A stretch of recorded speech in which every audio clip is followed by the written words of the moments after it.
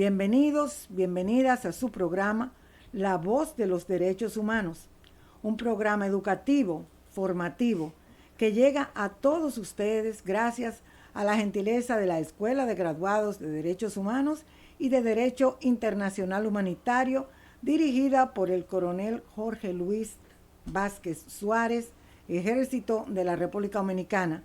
Les saluda Xiomara Pimentel. Saludar igualmente a mis compañeros apreciados, compañeros coronel Marcos Mateo Collado. Él es el subdirector de investigación de nuestra escuela, a Yulisa Ureña, y también a nuestro querido Manuel Cordero. Tenemos hoy una invitada muy especial. Coronel, nuestras novedades informativas de la semana. Muchísimas gracias, doña Xiomara. En esta semana tuvimos una actividad bastante interesante que fue la entrega de mapas a los colegios y escuelas dentro de la campaña Valorando mi Identidad y Dignidad. Agradecemos y aprovechamos el medio para darle nuestra más sincera felicitación al Instituto Cartográfico Militar, ¿verdad?, por suministrarnos esos mapas personalizados con la campaña Valorando mi Identidad y Dignidad, que iniciamos su entrega a algunos de los colegios y escuelas donde llevamos esta charla. También dentro de las actividades de esta semana tenemos las capacitaciones de la segunda maestría en Derechos Humanos y Derecho Internacional Humanitario en Colombia, ¿verdad? Continúan en su viaje en Colombia capacitándose, preparándose en materia de derechos humanos. Básicamente esos son los anuncios que tenemos hoy, y hoy vamos a hablar, doña Xiomara, de salud mental. Así es. Sí, muy buenos días, muy agradecida de un día más, de estar acá en compañía de todos ustedes y de nuestra invitada especial. Buenos días, doña Xiomara, Yulisa, comandante Mateo Capellán, nuestra estimada invitada. Honor siempre estar con ustedes, de este lado Manuel Cordero, y nada, le invitamos, como decía doña Xiomara, a permanecer ahí por el plato fuerte que tenemos el día de hoy.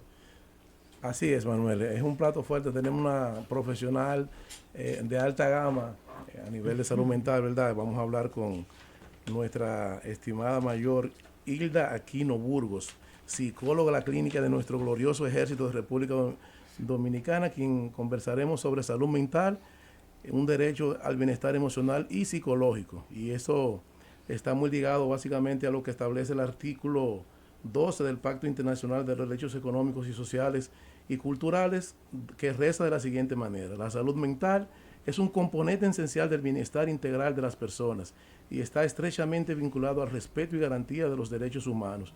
Toda persona tiene derecho al disfrute del más alto nivel posible de salud física y mental. Y en ese sentido, nuestra estimada mayor Hilda Aquino va a hablar con nosotros en ese sentido. Bueno, hablar de la formación de nuestra invitada de hoy.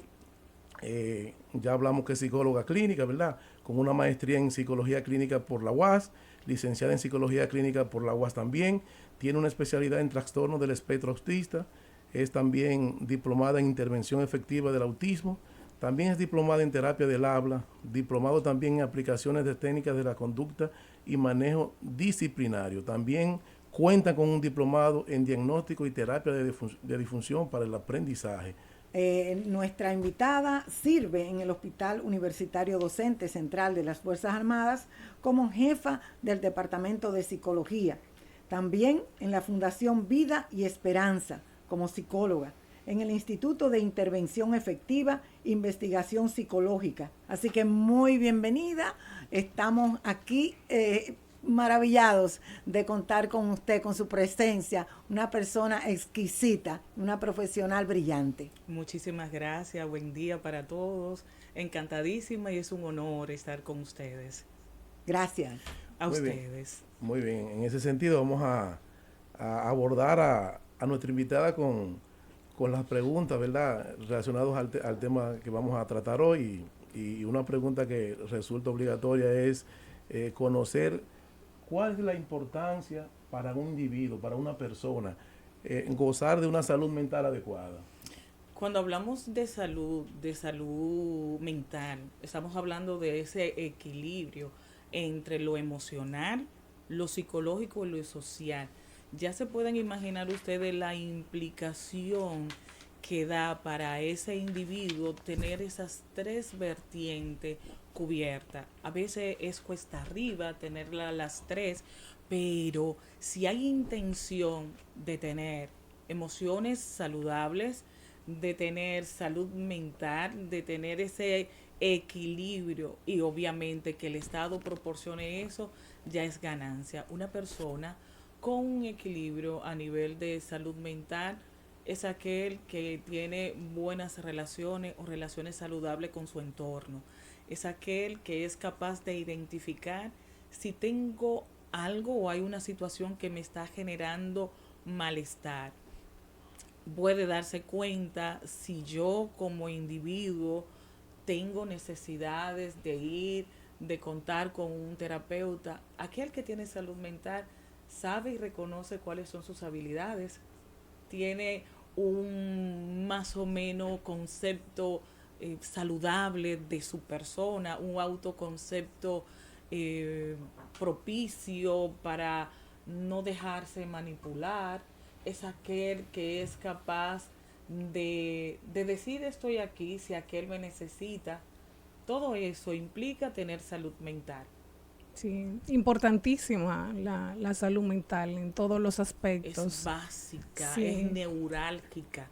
Pero parecería, bueno, no parecería, según informes y estudios que se han hecho, de hecho, a nivel de los organismos internacionales, se establece que estamos viviendo una época en la cual se ha incrementado, sobre todo luego de la pandemia, los casos de salud mental. Entonces, en ese sentido, es importantísimo que la gente conozca cuáles son como los mecanismos para acceder a la salud mental. En ese sentido, me gustaría saber cuáles son las barreras que impiden a las personas el acceso a los servicios de salud mental. Una familia disfuncional, un entorno inadecuado. Cuando hablo de un entorno inadecuado es que ese individuo vive en altísima violencia física, emocional. Puede ser una gran limitante de un individuo, de un niño en formación que esté sometido a malos tratos, a violencia, a abuso de índole sexual.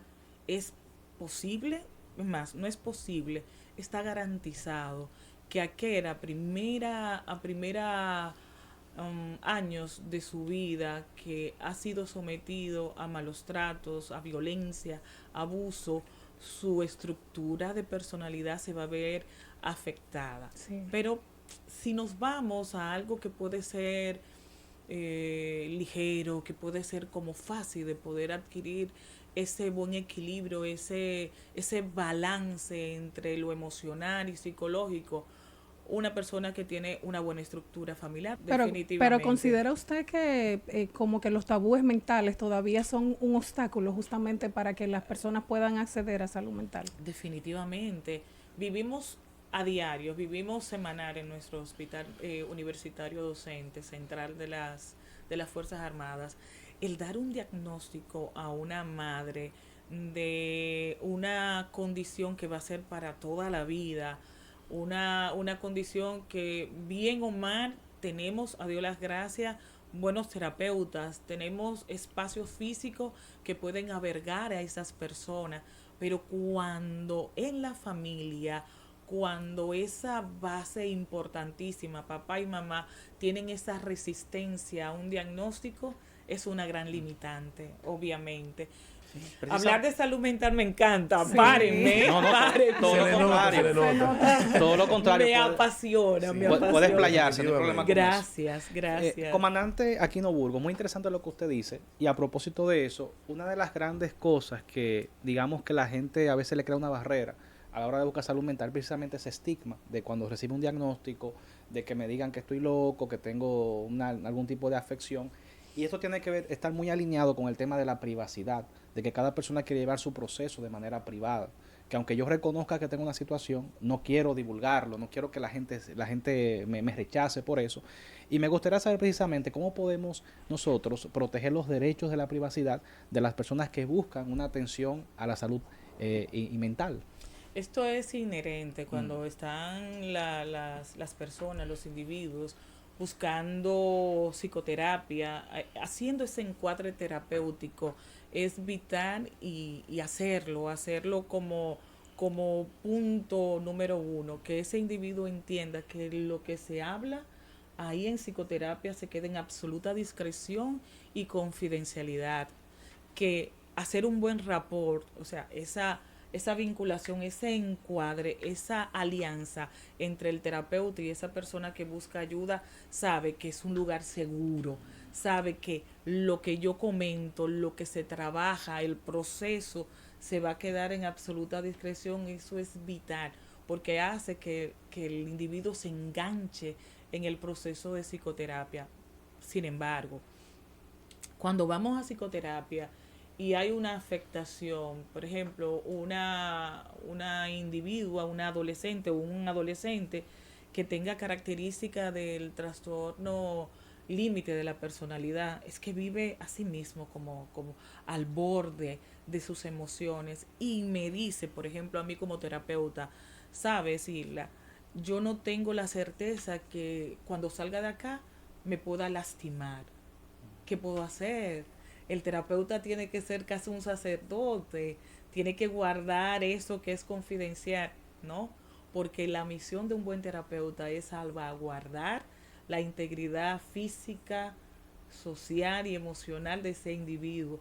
Necesito tomar parte, necesito hablar con la persona que lo lleva, necesitamos referir a un psiquiatra, porque quizás no solamente tenga la intención de lastimarte, quizás tenga alguna afectación de una psicosis, y quien maneja eso a nivel de fármaco es el psiquiatra. Nosotros damos la voz de alerta, nosotros podemos diagnosticar, pero quien va a dar esa parte de soporte a nivel de fármaco en ese momento, que fuera un trastorno de límite de la personalidad, es el psiquiatra. ¿Tengo que guardar el secreto en ese momento? No puedo. No, claro. Porque mi misión es salvaguardar. Entonces, si ella me dice no se lo comente, o un niño en psicoterapia, que adoro trabajar con ellos, y en el proceso de hacer psicoterapia lúdica, él está jugando y a través del juego hay un muñeco y él toca ese muñeco en una parte, en una zona privada. El buen terapeuta tiene que estar pendiente de todo lo que sucede en ese espacio, y tú le debes de preguntar a través de lo que te permite, ¿por qué tocar? ¿Qué pasa ahí? Y que él te cuente, no, porque así lo hace un tío. Dime, ¿cómo hago? ¿Cómo guardo el secreto? Necesito salvarlo, salvarlo de esa violencia, salvarlo de ese entorno que no es nada saludable. Es complejo hablar de salud mental, y es complejo generarla, porque padres abusivos, padres con limitaciones, y él entiende, porque lo digo yo, porque esto es lo que se va a comer, porque ahí fue que me enseñaron, genera malestar, genera aprensión. Así Es es. compleja. Muy complejo, muy complejo. Por eso cada semana tratamos aquí, en vista de que los derechos humanos fundamentales también en nuestra Constitución y nuestra escuela, es nuestro deber la difusión de ellos. Cada semana tratamos de dar un tema interesante y que llegue de manera educativa y clara, precisa, sencilla. La semana pasada hablábamos de un tema también importante, que fue sobre un dispositivo que ha creado el INESDIC del Ministerio de Relaciones Exteriores sobre la inclusión. Y precisamente viendo la importancia de la inclusión en los entornos físicos, sociales, digitales, diseñados para ser accesibles a nuestro mundo moderno, nosotros quisiéramos que usted también nos hiciera alguna referencia, recomendación, o si ya existen esos entornos saludables, inclusivos, dentro de la parte educativa, formativa. Sabemos que sí, en algunas universidades, y también en la parte laboral, ¿verdad? Sí, cuando hablamos de inclusión es complejo, porque muchos de los espacios lo que hacen es albergarlo, recibirlo, pero una verdadera inclusión amerita cambios físicos, cambio en la aceptación, en la apertura, porque, por ejemplo, cada día está incrementándose el diagnóstico del espectro. Cada día hay niños con síndrome de Down en las escuelas, hay aulas inclusivas, hay una intención saludable de recibir esos niños, pero el entorno está propicio para eso. Yo tengo rampas, yo tengo dispositivos tecnológicos para que ese niño, cuando se encuentre en una alteración a nivel de lo sensorial, yo tengo esa aula, esa maestra está preparada para recibir, o yo como proveedor, por ejemplo, de salud, o estoy propiciando un empleo a un individuo que quedó tras un accidente con una condición física, tengo rampa, mi entorno laboral es de aceptación, las mesas donde se va a poner ese individuo cuando vaya a acceder a la oficina, al patio, al comedor donde va a ingerir sus alimentos. Entonces, hablar de inclusión no es tan simple. Imagínese usted, discúlpeme la interrupción, Sí. si usted está hablando de ese tipo de inclusión. Y también cuando nos referimos, por ejemplo, a personas que tienen trastorno de esquizofrenia, de ludopatía, de este tipo de adicciones o llamados popularmente vicios, ¿verdad? Ujú. Qué difícil, difícil es. Cuando hablamos de los trastornos de los impulsos, que entran muy a menudo con las personas que juegan, que son ludópatas. Ludópatas. Sí, es complejo porque se afecta el bolsillo y ahí no se genera otro de los ítems de salud mental. Afecta obviamente la integridad económica de esa persona, y esto que es un trastorno de los impulsos para ese individuo es complejo y amerita de atención psicológica, de atención clínica. Claro que sí. Y cuando hay un trastorno mayor como la esquizofrenia, afecta en todos los espacios, en todas las esferas de esa familia. Tener una persona con esa afectación psiquiátrica es compleja. Y para él, porque tenemos individuos que más o menos tienen una vida relativamente saludable, pero hay otros que llegan a cronificarse, a no tener mayores habilidades, y lo que hace es guardarlo bajo un mismo techo todos, o tenerlo encerrado. Y una persona que no tiene esa facilidad de tener los fármacos necesarios, el antipsicótico, la terapia ocupacional, porque tener una enfermedad como esa, si yo no tengo un oficio o algo para realizar, se va obviamente alterando y cronificando esa persona tras el diagnóstico, y se van alterando, y es muy complejo. Sí, comandante. Hay que ser muy humano, muy sensible para tener a alguien bajo una condición de ese trastorno mayor que es la esquizofrenia, de un trastorno del espectro, de una discapacidad cognitiva, o de una afectación, una individua que se montó en un carro público y quisieron abusarla, atracarla, y eso generó en ella un estrés, y ese se convirtió en otra patología. Óyeme, hay que ser bastante humano y estar ahí y ahora para ese individuo, para estar ahí, sostenerlo. Y si yo no ando bien, no voy a generar bienestar para ti. Sí, yo tengo un comentario en ese sentido. Sí. Yo pienso que la mayor inclusión es la inclusión mental. O sea, que usted habló mucho sobre la inclusión y la adecuación de espacios físicos y todo ese tipo de cosas, pero si no nos habilitamos como seres humanos para poder entender que vivimos en una sociedad Si no tengo esa apertura mixta, claro. y bueno, en el caso de llevar un niño, por ejemplo, a en una institución educativa, Sí. como le preguntó mi compañera Xiomara, y la pregunta es referente a la inclusión, llevar un niño a un centro educativo donde puede ser víctima de bullying, ya ahí no lo estamos incluyendo, ya ahí lo estamos vulnerabilizando un poquito más. Y Entonces, lo vivimos a diario cuando cuando llegan esas madres y nos dicen cada semana, o cuando llegan a las consultas de mis otros compañeros, me lo rechazan, le dicen, es una manera muy soez, muy burda de las personas, decirle, es un loco, él se altera, retrasado, y los chicos no son tan dispuestos a rechazo, comienzan a rechazar porque escuchan un discurso en los hogares. Exacto. Y eso se va a pegar. Y esas conductas estereotipadas, o sea, esas conductas son repetitivas, que son raras, como ya llamarían otros, se va a pegar en mi hijo. ¿Y por qué no lo ponen aparte? O sea, ese discurso de rechazo, discriminación, de discriminación, usted dio en el clavo, señora Xiomara, es lo que hace la limitante. El niño lo que ve en su compañero, otro niño. El adolescente ve ese que se altera, otro compañero, otro individuo que pertenece a mis pares, que pertenece a mis iguales.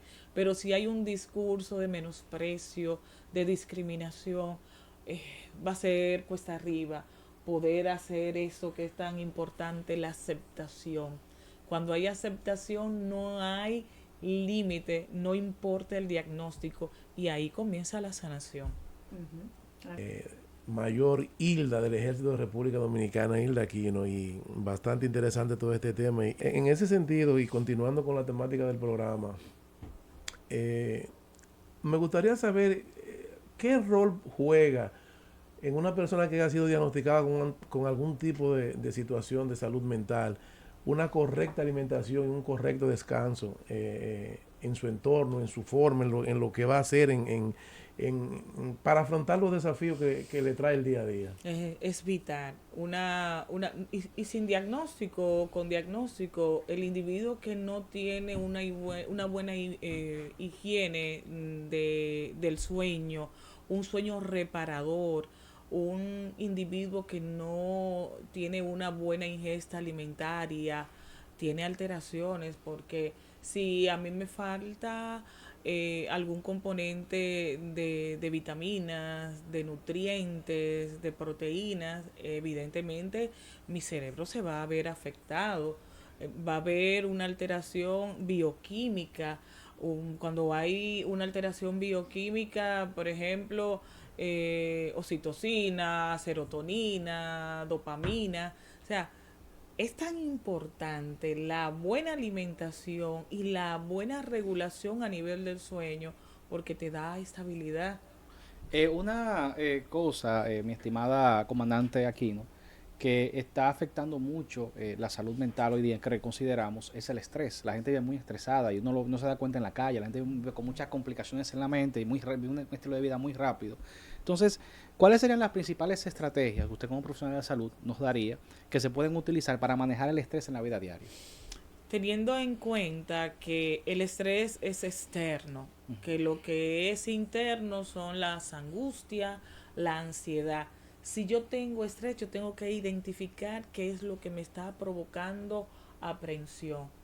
Un nuevo jefe, un nuevo trabajo, perdí mi casa, murió alguien. Todos estos factores van a generar que yo como individuo tenga un desbalance, que yo ande buscando una estabilidad. ¿Y cómo se hace?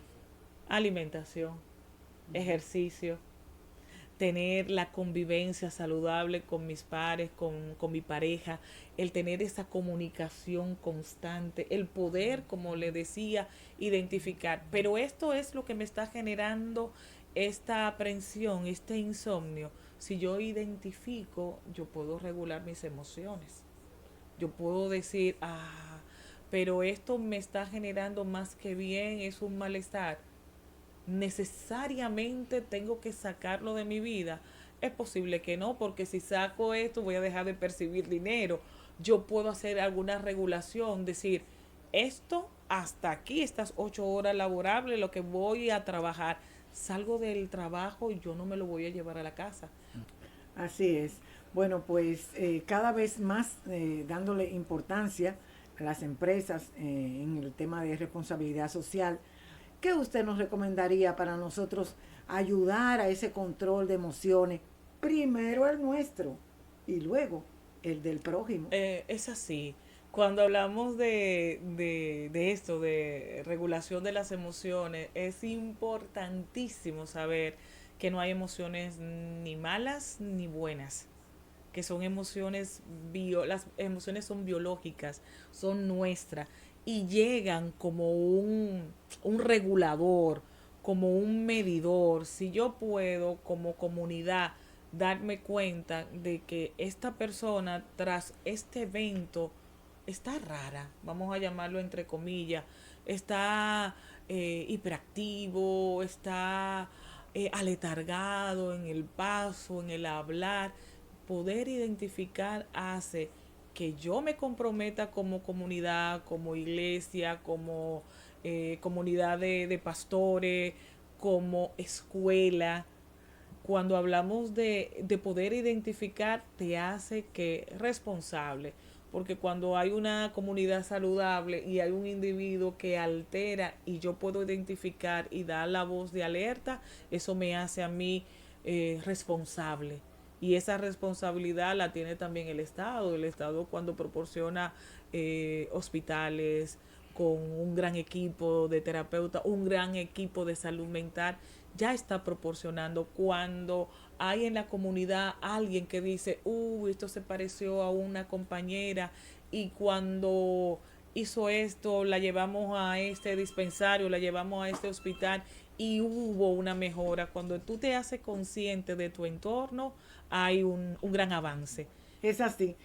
Nos gustaría, con el espíritu de fraternidad y la emoción que cada sábado vivimos, de hacer de manera responsable este espacio de derechos humanos, compartir por la situación que ahora vive el mundo, que no somos ajenos, somos un pañuelo, y por más alejados que estemos de África o de Norteamérica, somos hermanos. Nos gustaría, y con el permiso de la audiencia, hacer una pequeña reflexión y oración por la paz del mundo. Señor, hazme instrumento de tu paz, que donde haya odio, siembre yo amor. Donde haya duda, siembre esperanza. Donde haya tinieblas, lleve luz. Donde haya tristeza, alegría. Concédeme, Maestro bueno, que no busque ser consolado, sino consolar. Ser comprendido, sino comprender. Ser amado, también amar. Pues dando es como recibo, perdonando es como somos perdonados, y también viviendo en el amor es que somos amados. Muchísimas gracias. Un mensaje final para nosotros, para nuestra audiencia de derechos humanos. Claro que sí. Es bueno que sepan que cuando hay una afectación de salud mental y hay alguien que es consciente, hay alguien que es observador, que no están solos, que a través del Estado, que a través de comunidades, a través de la familia, se puede procurar ayuda. Si hay alguien en estos momentos que se siente solo, que siente que sus pensamientos, hay un tipo de alteración, que no duerme, que se siente abrumado, saber que en cualquier espacio de comunidad o de comunidades hay una estación, un espacio de salud mental y que nuestro hospital está ahí a la disposición. Muchísimas gracias, estimada panelista, de verdad, y interesante todo este tema. Agradecemos a la audiencia, ¿verdad?, por la sintonía y hasta luego. Nos vemos el próximo sábado con su programa La Voz de los Derechos Humanos.